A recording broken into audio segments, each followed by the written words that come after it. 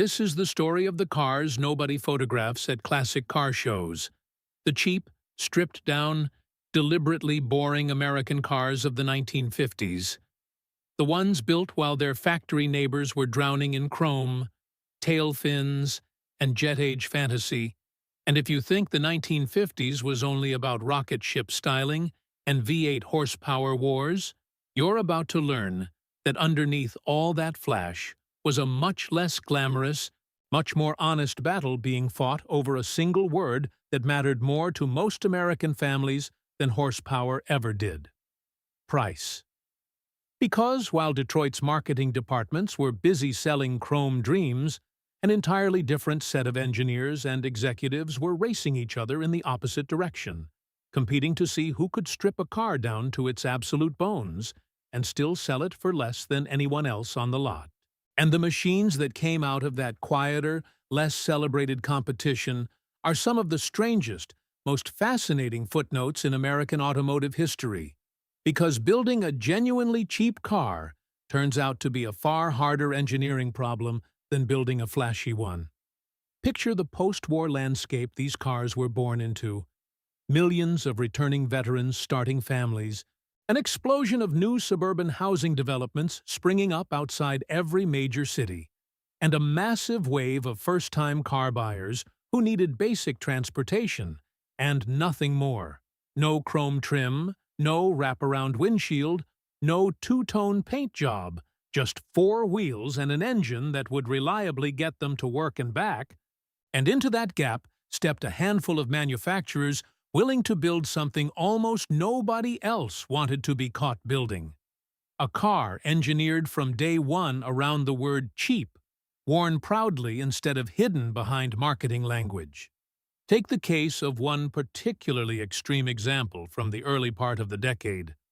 a small independent automaker that promised regulators and financial backers an almost impossibly low price point for a brand new car. And, in order to hit anywhere close to that number, the finished product shipped without an opening trunk lid, without even a glove box, stripped down to a level of bare-bones austerity that feels almost unbelievable by modern standards. A car so committed to its price target that basic conveniences most drivers today would consider non-negotiable simply weren't there. And if you've ever watched a company make a promise it could barely keep, chasing a number that forced brutal compromises at every turn, you already understand the tension baked into this entire chapter of automotive history. The company behind this particular car had actually built its reputation on something completely different: wartime manufacturing and heavy industry, and pivoting into passenger cars during a post-war economic squeeze, with steel and rubber both rationed because of a war unfolding on the other side of the world, meant every single design decision had to justify its existence against a shrinking pool of available materials, which is exactly the kind of pressure that produces either brilliant, disciplined engineering or a genuinely miserable car to actually live with. And depending on which independent manufacturer you're talking about, the 50s produced plenty of both outcomes side by side on the very same showroom floor.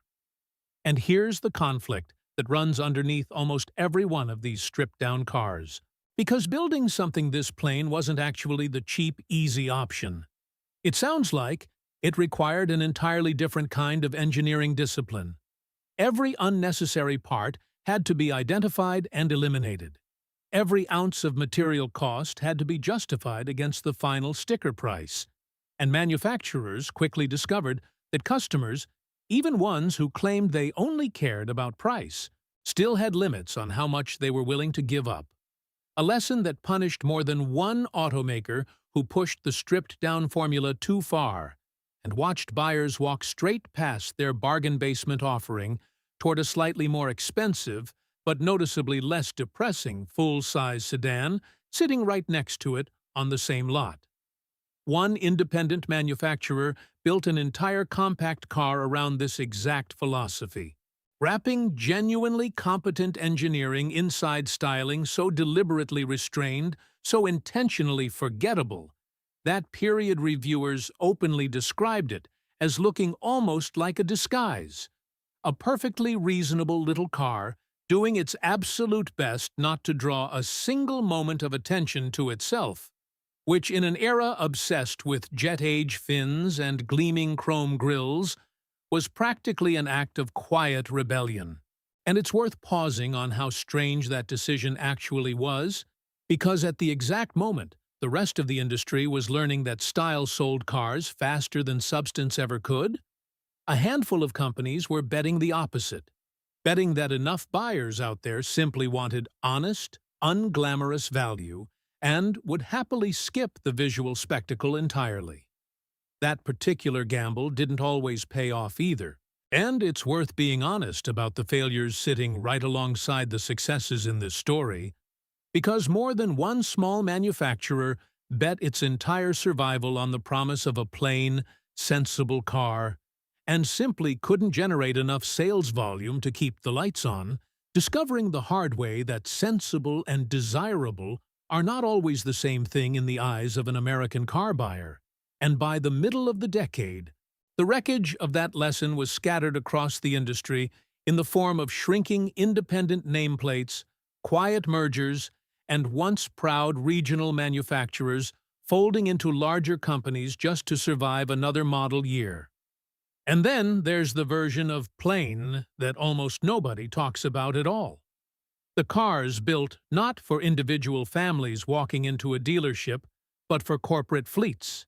taxi companies, and government agencies buying in bulk, where every single decorative flourish, every strip of extra chrome trim,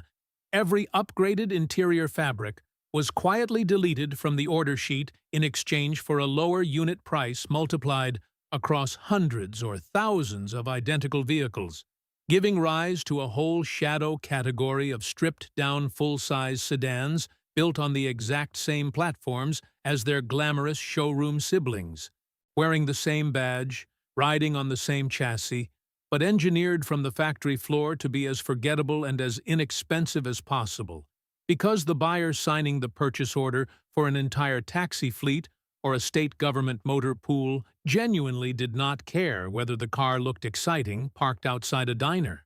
This is where the story really opens up,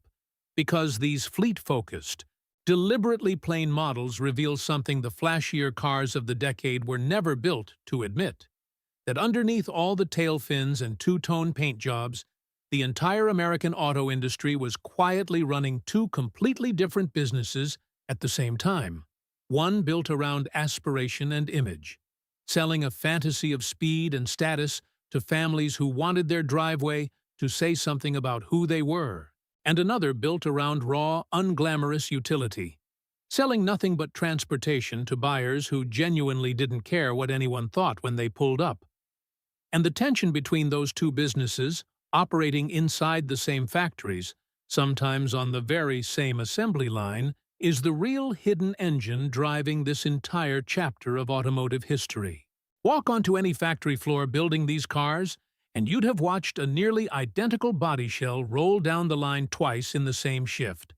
Once destined for a proud new suburban homeowner who'd spent weeks agonizing over paint color and trim level, and once destined for a taxi dispatcher who cared about exactly one number on the invoice and nothing else. And somehow, both of those buyers were, statistically speaking, driving the same fundamental machine. Even the biggest, most image-conscious manufacturers in Detroit couldn't fully escape this pressure, because their own base trim models, the entry-level versions sitting quietly at the bottom of every showroom lineup, absorbed exactly the same cost-cutting instincts. Thinner chrome, simpler interior trim, smaller standard engines, badge-engineered just enough to look related to the glamorous flagship parked 2 spots over while costing a fraction of the price, and more than once during the decade, dealers and customers openly complained that a redesigned base model had gotten a little too plain, forcing manufacturers to quietly restyle the following year's entry-level trim with just enough extra bright work to stop scaring off customers who wanted a bargain but still needed to feel like they were driving something, not merely commuting in something. And by the back half of the decade, this quiet price war had actually produced genuine winners. Smaller, independent manufacturers